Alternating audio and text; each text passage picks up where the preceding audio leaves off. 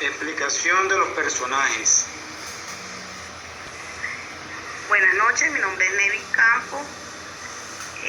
Voy a representar a María, que es una maestra de educación básica que ama mucho a los niños y está muy interesada en hacer su trabajo lo mejor posible para contribuir con el desarrollo integral del niño.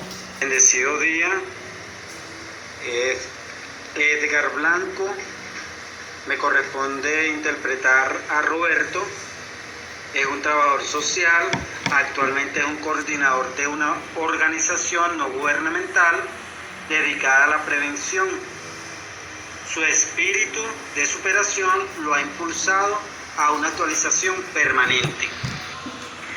Buenas tardes, mi nombre es la profesora Noelia Corrales.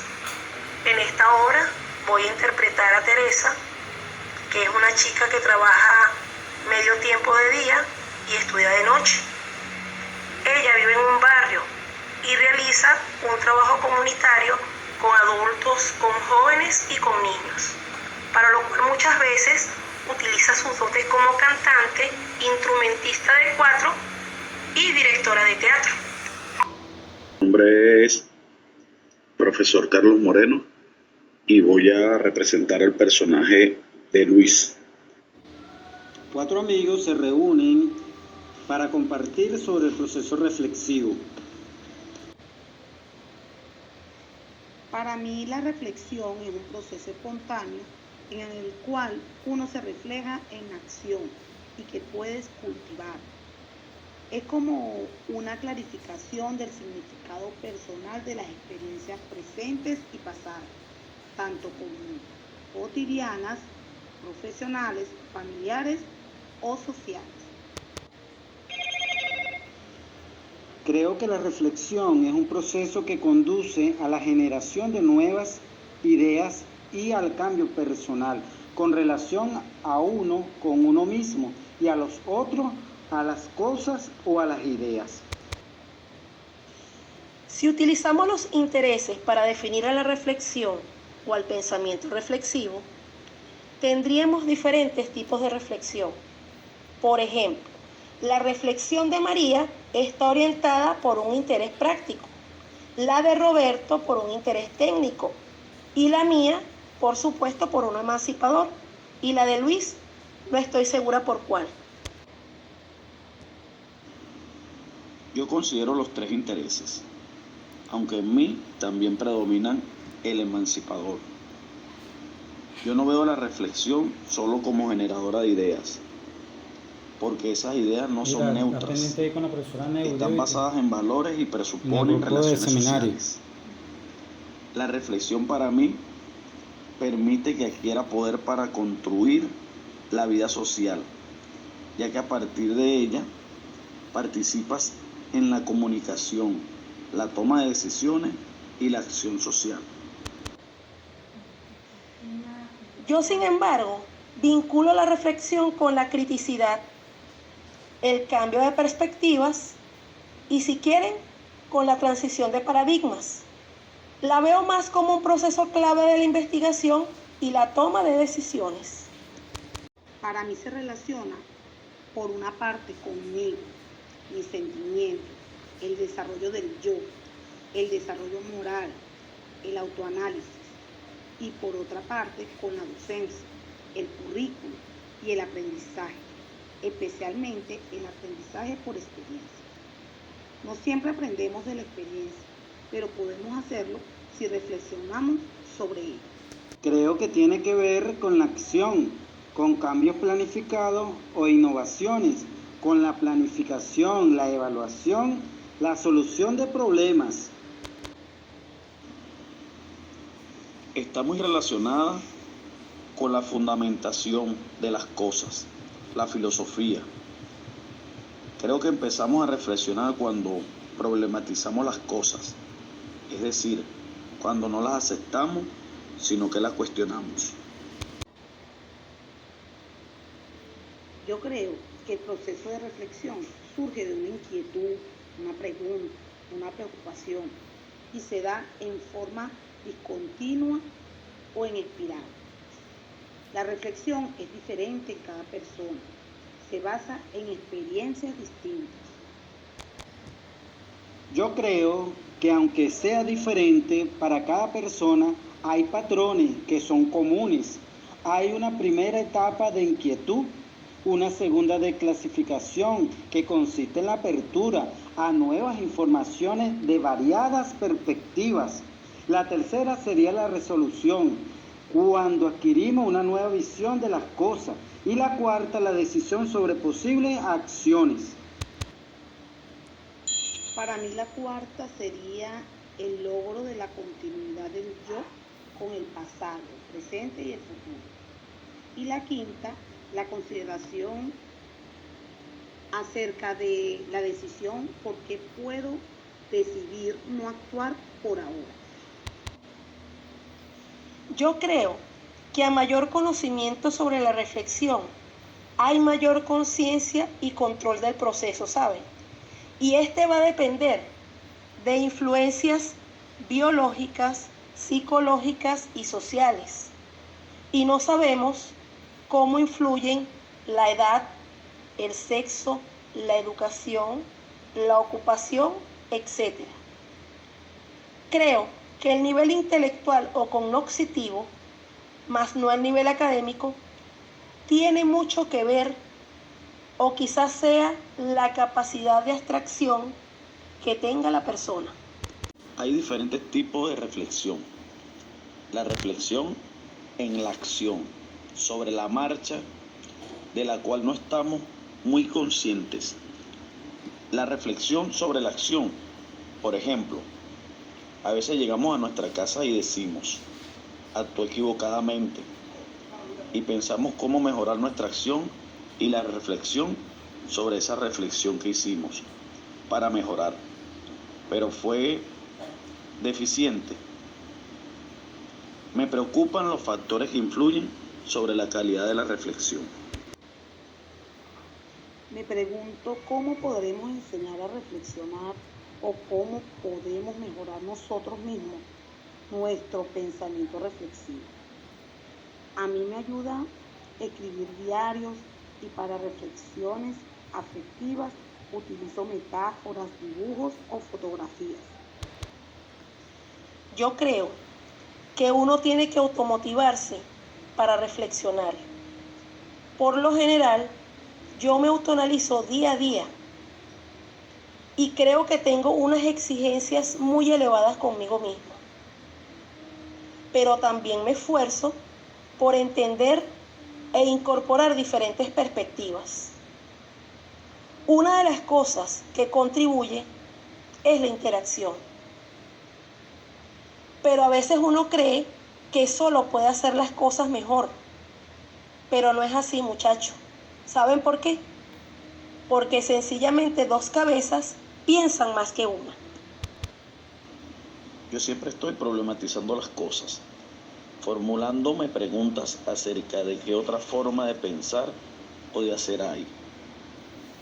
¿Cuáles son las implicaciones de esto o de aquello? Me ayudan mucho otras personas y mis reflexiones previas. Creo que también es importante reflexionar sobre la reflexión. No la conocemos mucho. Creo que el hecho de hablar de ella ayuda a reflexionar y me imagino que tratar de enseñar ayuda mucho más. Yo creo que hace falta orientación. En realidad no nos enseñan a reflexionar. Un buen modelaje es importante. Una supervisión que promueva la reflexión a través de formas de comunicación reflexiva, las técnicas de recolección y análisis de datos, la observación, las notas de campo, la entrevista reflexiva o educativa, la comparación de diferentes perspectivas. Cuando aprendemos a observar, por ejemplo, estamos más atentos a las cosas, aunque no nos propongamos el rol de observador. Yo por lo general reflexiono mucho sobre los factores sociopolíticos y los problemas comunitarios que me rodean. Creo que yo reflexiono sobre mí, los demás, sobre Dios, sobre las cosas, sobre el mundo y las implicaciones éticas.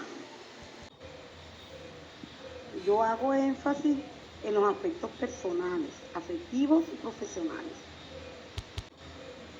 Yo le doy más importancia al área de prevención, a los métodos, al desarrollo profesional y organizacional. Creo que es precisamente la organización uno de los obstáculos principales para reflexionar. La falta de tiempo, la ausencia de oportunidades estructuradas para reflexionar y para registrar las reflexiones.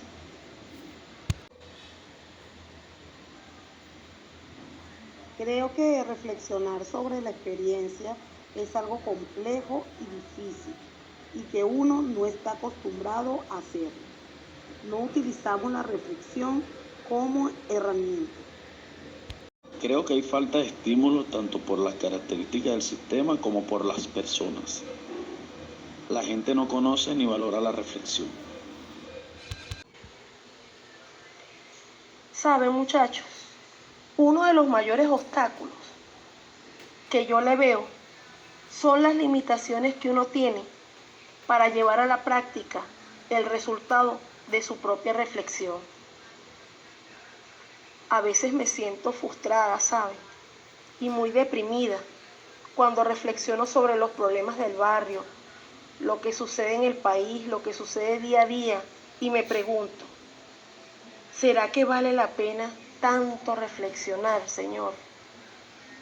Bueno, afortunadamente, muchachos, después me vuelve el optimismo y el alma al cuerpo y me siento capaz de influir en algo. Que la reflexión no siempre genera transformación, depende de su fundamentación, la información y prioridades, entre otras cosas. Me llama la atención cómo evaluar o medir el pensamiento reflexivo. Reflexionando uno aprenderá a aprender, mejora su desempeño y su autoestima, porque cada uno puede hacer algo. Como dice Teresa, aumenta su sentido de eficacia personal. Los cambios conceptuales, afectivos y de acción, la reflexión produce o transforma las prácticas sociales. Reflexionamos en términos de aceptar las condiciones actuales o de resistir a ellas y transformarlas. Esta transformación es posible si no está predeterminada. Depende de las personas involucradas y de las circunstancias. ¿Qué es más enriquecedora, la reflexión colectiva o la reflexión cooperativa? Pero para eso, el grupo, muchachos, debe tener cohesión, confianza y principalmente intereses comunes. Pero eso no quiere decir que todos estemos de acuerdo. El consenso es muy bueno, pero también las divergencias y sobre todo y principalmente el respeto a todos. ¿Cuáles son, en su opinión, las características de un práctico reflexivo o de una persona reflexiva? Consciente de su pensamiento y de su acción, paciente, ordenado, con buenas habilidades interpersonales y que quiera mejorar las cosas. Conciencia que puede tener impacto, analítico, consciente de su toma de decisión, informado. Responsabilidad social, conciencia de ser un agente de cambio, capacidad para sistematizar, poseer un esquema mental que le permita reflexionar.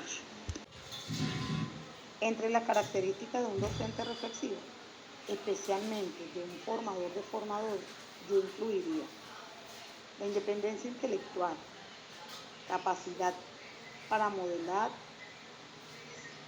la reflexibilidad, entusiasta, empático, comunicativo, humilde, que crea en lo que hace, buenas relaciones interpersonales y habilidades en el proceso colaborativo de solución de problemas. Me preocupa mucho la formación de docentes.